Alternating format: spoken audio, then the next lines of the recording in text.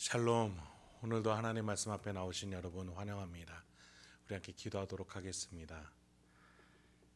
하나님, 오늘도 우리에게 놀라운 말씀을 허락해 주시니 감사합니다. 이 말씀을 통해서 우리의 심령 가운데에 하나님의 자녀답게 명예롭게 살아갈 수 있는 지혜와 힘과 용기를 허락하여 주시옵소서. 예수님의 이름으로 기도했습니다. 아멘. 오늘 함께 살펴볼 말씀은 마태복음 6장 19절에서 25절까지입니다. 마태복음 6장 19절에서 25절까지 함께 살펴보도록 하겠습니다. 우리에게 왕으로 오신 예수이십니다. 그 왕이 우리에게 삶의 방향, 어디로 가야 되는지에 대해서 알려주십니다. 하나님의 자녀로서 명예로움을 살아내라고 말씀해 주십니다. 하나님을 독대하고 사람에게 높임을 받으려 하지 아니하며 사랑과 섬김의 사역에 동참하는 자녀로 살아라 라고 말씀하십니다. 그리할 때 필요한 것들을 하나님께서 채워주시고 갚아주실 것이다 라고 약속해 주셨습니다. 아니, 그것이 이 세상을 만드신 하나님의 원리라고 말씀하십니다. 그래서 우리는 지금 현재 이 땅에 있는 내 집에 보물을 쌓아둘 것이 아니라 천국이 이 땅에 임할 때에 하나님께서 나에게 주실 그 집에 쌓아두라. 그 집을 바라보며 쌓아둘 것을 믿으라 라고 말씀하십니다. 그래서 우리가 하나님의 사역에 자녀로서 동참해야 하는 것입니다. 19절부터 20절입니다. 너희를 위하여 보물을 땅에 쌓아두지 말라. 거기는 좀과 동록이 해하며 도둑이 구멍을 뚫고 도둑질하느니라. 오직 너희를 위하여 보물을 하늘에 쌓아두라. 거기는 좀이나 동록이 해하지 못하며 도둑이 구멍을 뚫지 못하고 도둑질도 못하느니라. 우리는 보통 우리의 재정을 가지고 내 가족이나 집, 직장 또는 나의 환경을 위해서 살아갑니다. 그것을 위해서 쓰죠. 그것이 어찌 보면 너무나도 당연합니다. 왜 그렇습니까? 그것이 눈앞에 보이기 때문입니다. 그 이상의 더 귀한 것이 보이지 않기 때문이죠. 그런데 예수님은 지금 이 땅에 쌓아두어 봤자 아무 필요가 없다라고 말씀하십니다.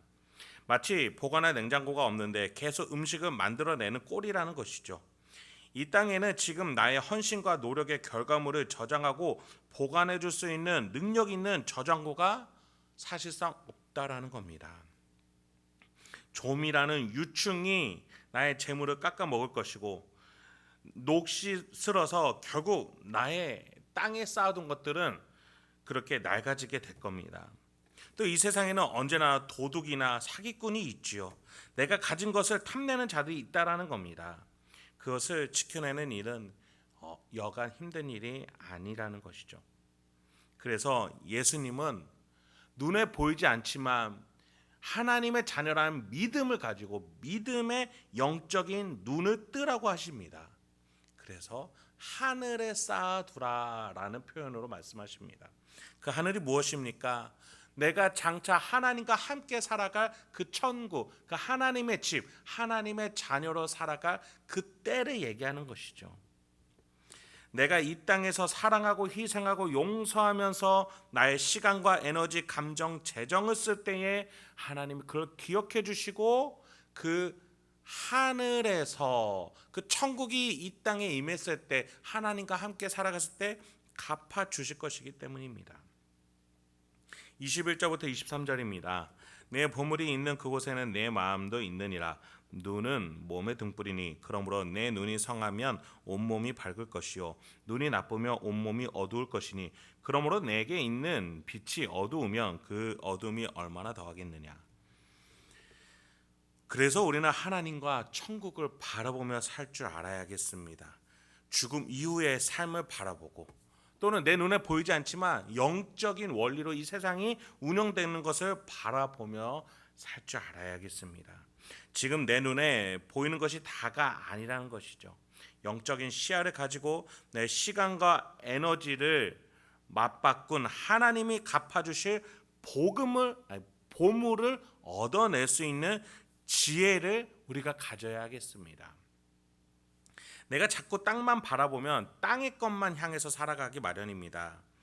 내가 하나님이 갚아주실 보물이 하늘 천국에 있음을, 죽음 이후의 삶에 있을 것임을, 아버지께 있음을 우리는 영적인 눈을 믿고 바라보면서 나의 행동이 그 방향으로 사라지게끔 해야 된다는 것이죠.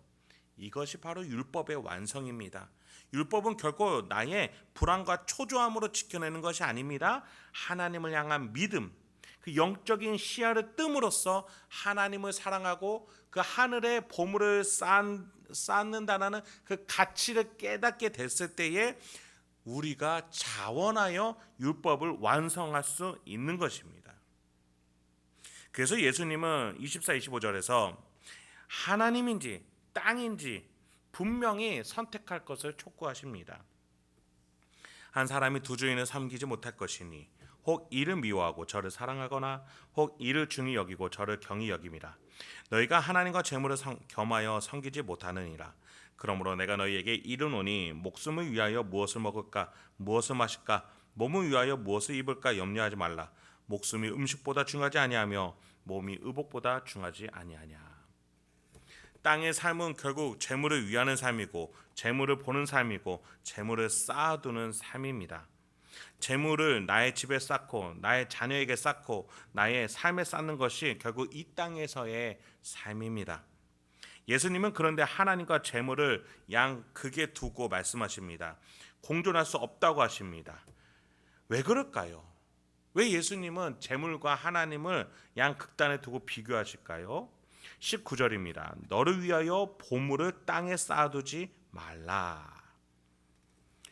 여러분, 우리가 계속해서 외식하는 자에 대해서 다뤘습니다. 외식하는 자는 결국 누구를 숭배하는 거라고 말씀드렸습니까? 나 자신을 우상 숭배하는 것입니다.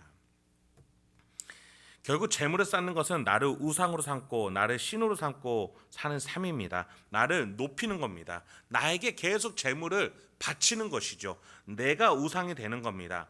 나를 우상으로 삼는 삶을 될 것인지 아니면 하나님을 나의 창조주로 나의 신으로 삼고 살아갈 것인지, 내가 가지고 있는 재물 이것을 어디로